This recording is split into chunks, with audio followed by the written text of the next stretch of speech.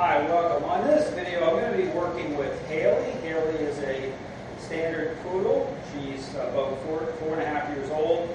And some preliminary work has already been done with Haylee to get her up into a service dog standard and be trained as a therapy dog. So her owner has already put the work into her through me with my help. But here, she's here for 6 days to work directly with me, between me and Haylee on a board and train. So here the focus is really going to be getting her into a really good follower role. So on this video, we're going to be seeing, this is day one, so what you're going to see here in this video is just me walking around doing the basic relational changing script, the basic method. The method's coming together. Doing what I define as a circle method. You're going to see me walking around and just beginning to create some follower moments with her. So again, I'm going to step out. She's on the flat collar, so as I move here, I'm moving around. Down. We're into a down position. She's down here. I'm going to keep some influence going on her. Even when I do this, I'm checking her, and this is a good thing to be doing when you do this technique when the dog is into a down. This is meant to be a massage. Okay? This is straight in influence, but you can as you do it, you can tell the reaction of the dog in terms of how relaxing. Right here, see what happened? I'm doing this. It really challenges her a little bit, her motives, because I'm keeping her here down here a little longer, right? And then she starts to challenge a little bit. See? So there's a good example. Okay, right there is kind of like exposing the cards, but it's the context of increasing expectations. So one of the things right away I noticed with Haylee is that she has a certain expectation, okay, of, again, that's what control, about what her expectations of the relationship are. So for example, if I increase expectations of keeping her down longer, still within the parameters of what's reasonable, okay, not being unreasonable, it's a reasonable request, she starts to go into a little bit of a challenged state. So right away I know that's something I need to work on. Okay, that's something that's on my little checklist. So again, moving forward with her, get tap the leash as I go.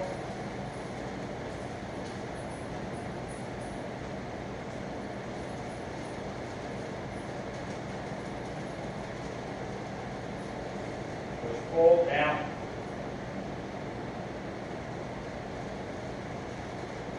See? Okay, good. Now here, the other thing too is to watch for when you're doing this. Now if you're a personality type, your thinking is in a leadership frame, okay, if you're thinking the right way, the dog holding control is going to contrast off that, which means that as you start to work the method and start to bring the dog into the script, it starts to line up, start to define it, okay, to the language it's speaking. What you look for, and you see here a little bit with Haylee, is there's kind of a lean away. It's like the dog is just trying to stay outside as much as they can. So you'll feel the dog lean out, okay? And so we want to clean that up as it goes along. You want to just keep, that's why it's really important that the integrity of the script holds together properly. Okay, the dog has to come into agreement with it. Same thing, moving forward. Tapping as I go.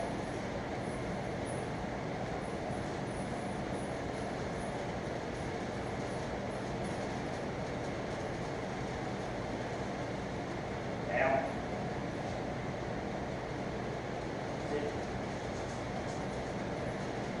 So here too, what you'll see with some dogs is they will, again, this is about control. This is where it's kind of deceiving with dogs, is I've seen it quite often. Is they'll move, okay, hoping you don't touch them. Okay, they're trying to avoid the script. They're trying to avoid influence being brought onto them that way, even within the current what's reasonable. So you'll see them moving around, and so this is the thing. Dogs are pretty smart. Okay, so that's why I say you have to be very careful. It's very tricky. Even if you might get a dog moving certain ways, you might think, okay, that's a follower state. Okay, you have to put to the test. This is why it's important to continue to assert influence on the dog. So how I describe it is like a wave cresting another wave. Okay, the first wave is the movement of the dog, how the dog responds. The second way of pressing right over it is influence through the script, through the method. Okay, with you touching, bring the dog into the positions, okay? So, because that's important, because there's depth, okay? It's about the motive. So the dogs will, if you let them, if you don't assert the method that way, it doesn't have hold up or hold integrity that way, believe it or not, the dog can work angles. Okay, they can keep control at a certain level, believe it or not.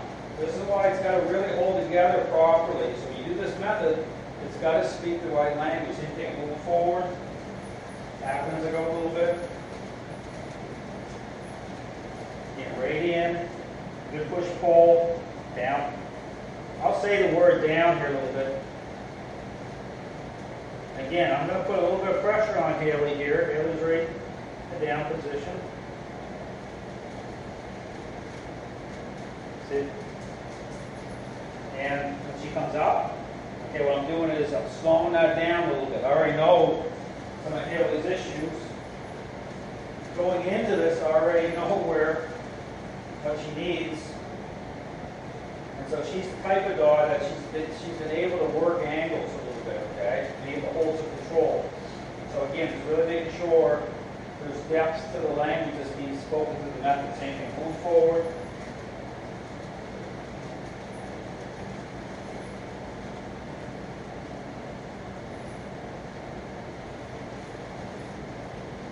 Now here's the thing, sometimes you'll hear me using commands with dogs.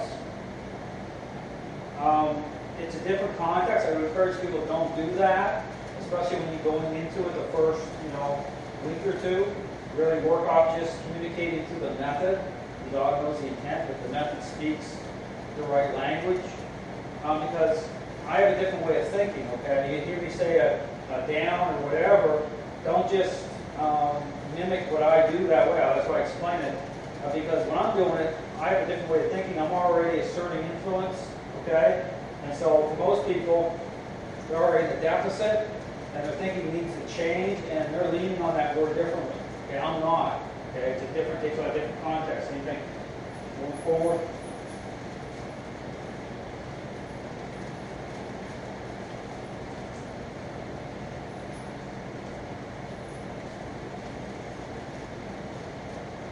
And here you can hear a really good push pull.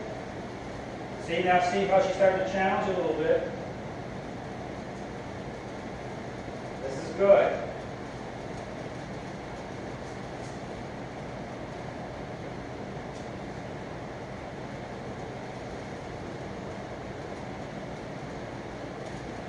See? Down. Now I'm going to bring her right into another down right away. I'm going to double up. See? So there what I did was, again, knowing the issues about control with her, what I'm doing is I'm changing the deck around a little bit. So just kind of picture like the dog gets used to a certain, like if they see the cards, they're like card counting. That would be the best way to describe. What a dog will do is if you're too routine oriented, okay, in the method, okay, they'll card count on you. Okay, it's like they'll hold control that way. They'll say, okay, they go through the sequencing. 1, 2, 3, the owner's doing. So what you have to do is you have to add some variance to it. Okay, you got to mix it up. Still within the framework of what's reasonable, but you got to remove a couple cards and change up the deck order a little bit. Okay, so just be aware of that. It's a little clue here. If you have a dog that is able to hold a level of control, okay, within how the method is being, the language of the method, okay, you've got to mix the cards up a little bit. Okay, that's important. And that's what I'm going to be doing with her during this process. Is I'm going to be mixing the cards up a little bit with her. And you saw the reaction with her, right? If you did this, same thing.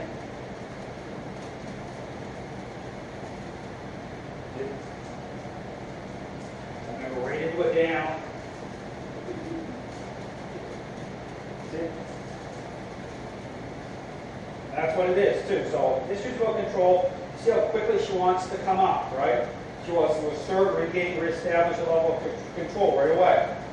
So what I'm going to do is As this process takes shape, I'm going to be slowing her down. Start to really challenging her state of mind. I'm saying, well, communicating to her is no.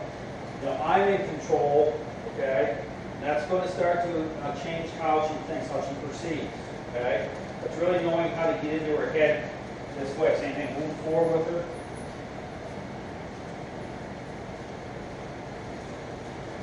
So what this will do is this takes the stress load off her, okay? When I'm doing this, it's like it takes stress off her.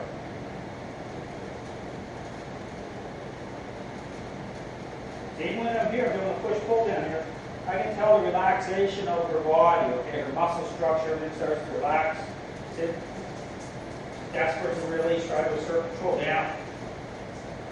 See? There we go. So all I'm doing there is just kind of laying it out, reshuffling the cards a little bit and say, hey, no, you're going to go when I say you're going to go, stop when I say you're going to stop, and start to really, change up the deck a little bit. Good, so that's good. That's a good little